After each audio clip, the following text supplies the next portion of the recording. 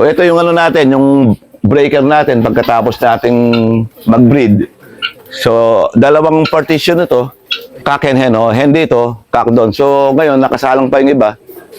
Pag na-break na natin, pag na-produce na natin yung mga panglaro natin ng North Race, so dito na sila pupunta, oh.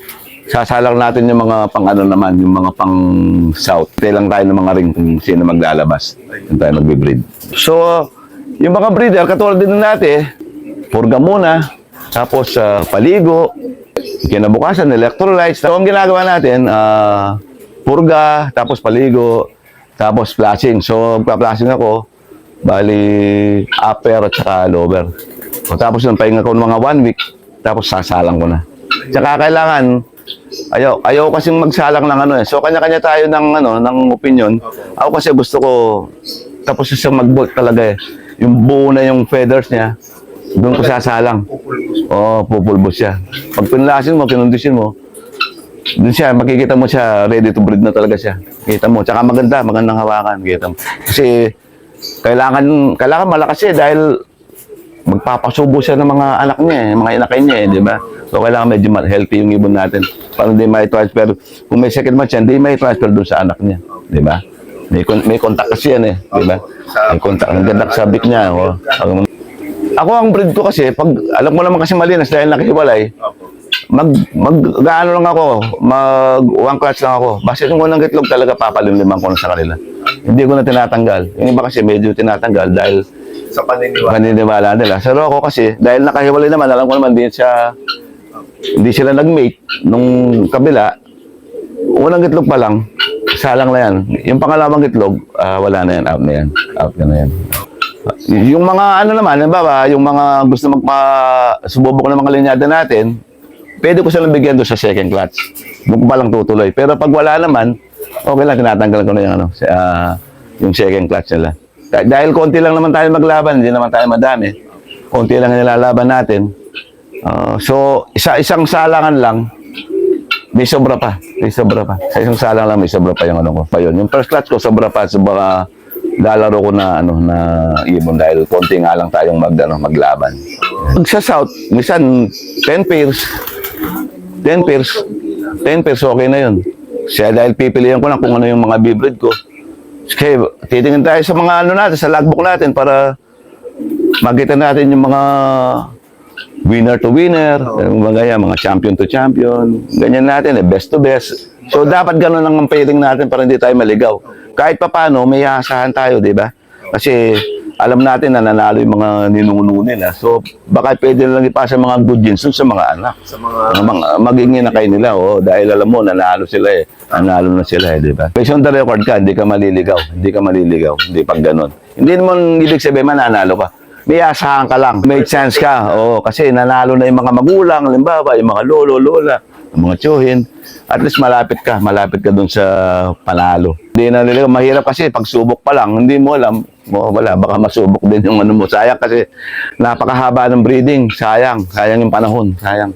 So doon ka na dun sa best to best, winner to winner, yan, ganyan tayo. Producer to producer tayo. Alam naman natin kung ano yung mga hawak natin na linyada na nananalo. Sa mga newbie naman, yung mga gustong pumasok dito sa larangan ng pag-iibon, sa pagkakalapate, so bumili na tayo ng mga materyales doon sa mga fancier na nananalo.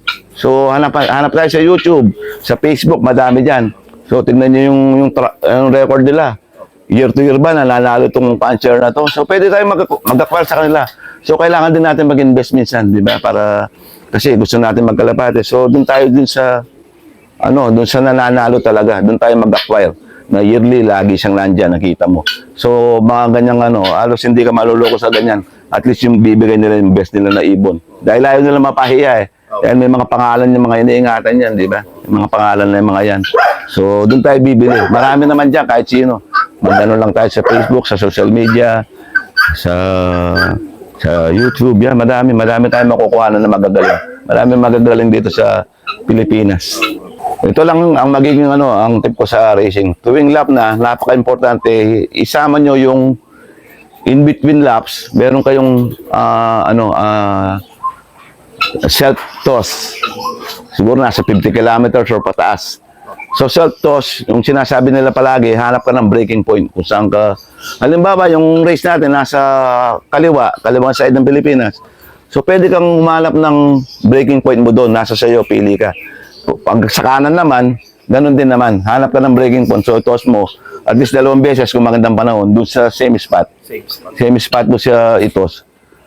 At least pag dumating yung ibon, pag dumaan doon, alam na niya kaagad na, dito pa uwi. Alam na niya. At mas mapapabilis yung, yung way niya pa uwi. Hindi na siya makakapa. Ganun lang naman. Hindi naman natin alam, pero ganun ang paniniwala ko doon. In between races, laps, kailangan mag mid-toss ka. Mid-toss ka. Depende doon sa anong ibon kailangan. Kailangan Monday na recover mo ng ibon mo. Binang Sunday, kailangan Monday recover na yan. Obserbahin mo yung mga niya, yung mga yung dumi ng ibon, observe mo, kailangan by Monday afternoon, medyo buo na siya. Buo na siya na may moisture. May moisture dapat. Sipag, yan. Sipag palagi, kailangan sipag. Observation, napaka-importante. Observation. Pagdating ng ibon, yung sa 1 week, kailangan obserbahin mo yung ibon mo, tignan mo. Alam mo naman kung may nararamdaman yan. Pag hindi nararamdaman, doon, gamutin mo siya. Gamutin natin. Pag naman wala, okay lang naman. Pag wala, tuloy lang natin yung ginagawa natin. Pag kondisyon, magandang patuka, probiotics kung meron. Yan. Madami naman tayong matututunan. Basta nga, sabi ko, tingin ka lang sa social media, marami kang makukuha ng tips. Dito tayo. Pinakamalaki to. Kasi ito, 2 club champion to. 2 club ng combine. So, ito yung sinasabi ko na pag uwi ko ng Pilipinas dati, second race ko to. Yung unang race ko, first overall champion. Sa Nueva Ecija yun, sa GRPC. Ngayon, same year nga, ito naman, same year, summer race. Combined race ng 2 club. Nadali tayo ng first overall. Maganda tong ibon to, yan. Siya, 2 club siya. Complete clacking yan, no? Complete lagi super set.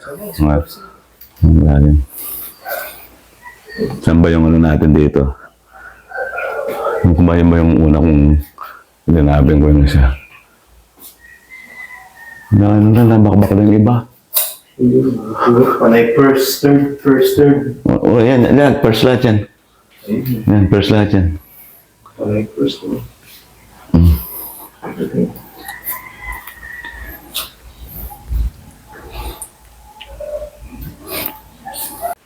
Ito yung pinaka-latest this year, 2024. This year ito, 2024 to, ayan, 5th overall champion super set tayo sa Club.